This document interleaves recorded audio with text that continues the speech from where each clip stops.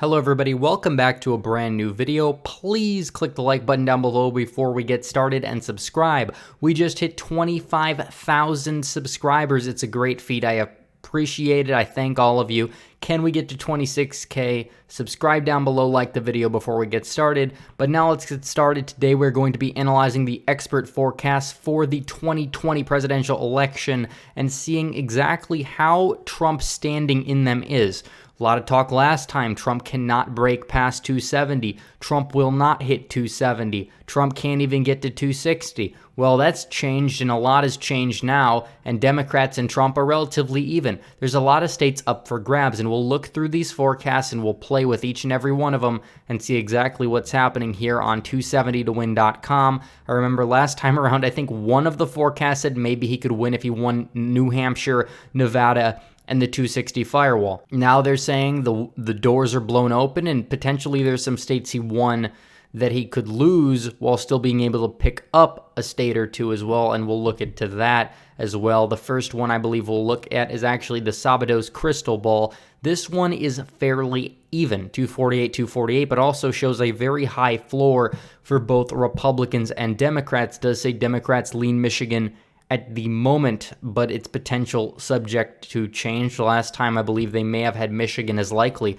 Sabados was one of the ones that said Trump couldn't win. I think they had the most lopsided map against him. This time they're showing he's got a chance. As for the Cook Politico report, this also has the Dems at 248, but it has Republicans at 205. I think the difference is it puts Florida as a toss-up, which is understandable. It should be, but also, in my opinion, definitely Michigan, Minnesota would be at least toss-up. Not saying Trump will win Minnesota, but it could be very well in the toss-up category. Odd thing about this is it has Virginia, Colorado, and Nevada all likely blue. I don't think Nevada should be in the likely column. That would indicate a 5% or more win for the Democrats, and judging from the fact that even in the midterms, they didn't even really get that in a Dem-skewed electorate. I don't know if it's going to happen.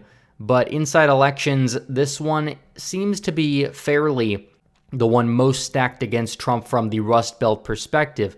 It also does have a very, I guess you would say, 2012, 2016 vibe to it, especially for the fact that Pennsylvania is not a toss-up, Michigan is not a toss-up, Minnesota is likely, and Arizona is in the red column and not a toss-up, and they have Georgia as likely. However, it does show some signs of trends, but really cherry-picking them, putting Virginia as safe, putting Ohio as likely, which is something I really understand and really have put in most of my predictions. Iowa lean. They do not break it down by electoral votes in the districts. I think obviously if they put Maine as lean blue, I definitely think that obviously Maine's 2nd district would go to Trump, at least by a lean to likely margin. But that's it for the inside elections. Politico is the other one. This one I think has it wide open for both sides, 222 to 204. This one I agree with completely, putting Rhode Island, Delaware, and Oregon in the likely blue column, and Colorado, Virginia automatically not even contested, lean blue. Georgia, lean red. I think Utah is likely red's a little petty, and I definitely think that a lot of these other states, I could definitely agree with the Politico map. The other one here is 270's expanding battleground. Now this one shows it blown wide open for both sides, saying Texas, Georgia. Obviously, they're not predicting the states in terms of Texas being a toss-up, but they're saying that these are potentially the expanding battleground of the country, where Minnesota is a state that could flip to Trump under the right circumstances, Arizona, Georgia to the Dems in the right circumstances. So very well could actually see this happen, this map, the expanding battleground being key, especially in future elections. But right now, I definitely don't think that it's very active for 2020. Obviously, 270towin.com, 270 puts, obviously, you have the competitive states from last time around, and you definitely see something that could happen. Maybe some states will be competitive that were not competitive last cycle, for both sides, obviously. And we'll start to see this happen. We'll start to see the looks of it, but the 2016 very close, showing the states that were within 5% or less what states, and I think this is a very good battleground showing, although I definitely think that Georgia could be tilting much more in favor of the Democrat side for this one. So if you want to look and play around with the map, and this is really the consensus map here, I think it takes all of them together and compiles it. The 270 consensus has Trump at 204, Dems at 248. So there's a common theme here. Trump has a chance. Last time they didn't give him a chance. This time they're giving him a chance. Polls in the Rust Belt showing it much closer. Farm Journal poll this week. Trump's approval among farmers all-time high. That's even after the tariffs. He signed USMCA. He did phase 1 trade deal with China.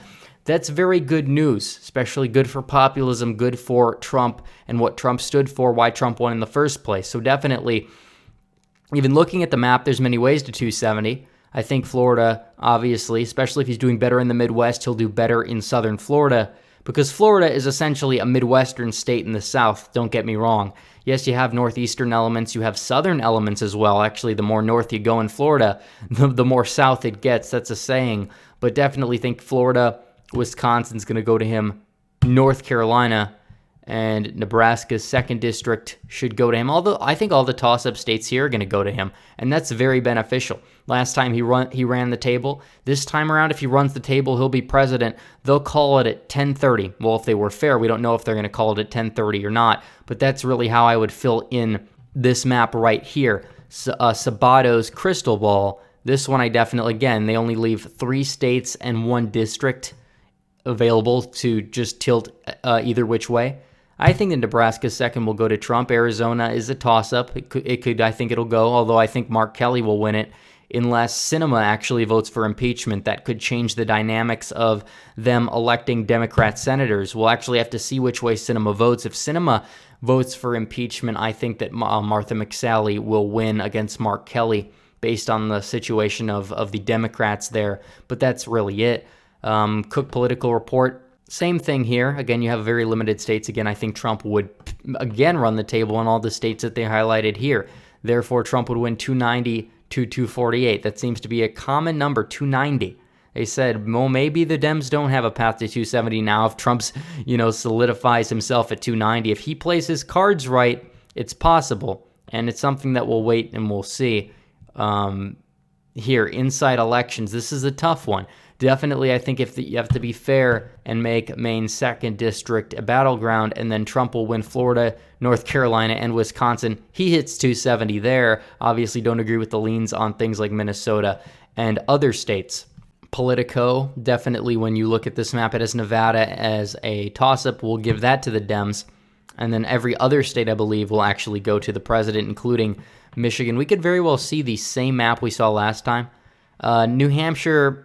Yeah, we'll give that to the Dems just for the sake of the argument. But I definitely think that the same electoral map is very possible to happen. I do think he probably could pick off the state of Minnesota.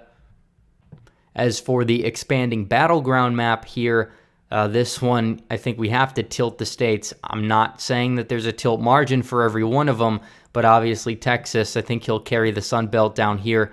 I do think that he will carry Michigan, Wisconsin, Pennsylvania, Minnesota, maybe New Hampshire. We could just give that for the sake of argument to the Dems. Give Republicans the 2 swing districts in Maine and Nebraska. That would put them at 316. If Dems win Minnesota, 306. If Trump wins Minnesota and Nevada, 322. He could pick off New Hampshire, 326. Maine at large, he'd be at 328. So many, many paths to get things done. Very many paths forward for Donald Trump to be reelected president. You could not say the same thing back in 2016. But anyways, guys, thanks for watching the video. By the way, before I go, about the 8 values. Took the 8 values test last stream, and it came back neoconservatism for some reason. And I'm not a neocon. I think they use a different definition of neocon. Obviously, people think of neocons as rhinos. Very similar axis to this one here, but finally retook the 8 values before I made this video, and I got right-wing populism, so now the axis is incredibly based, so that's pretty epic. But anyways, guys, thanks for watching the video. Please comment down below. Please like this video. Please subscribe. Hit the bell for notifications so you never miss another video. Make sure you join the Discord, join the Patreon for exclusive content, and follow me on social media. Links to that stuff in the description. So anyways, guys, thanks for watching. Red Eagle, out.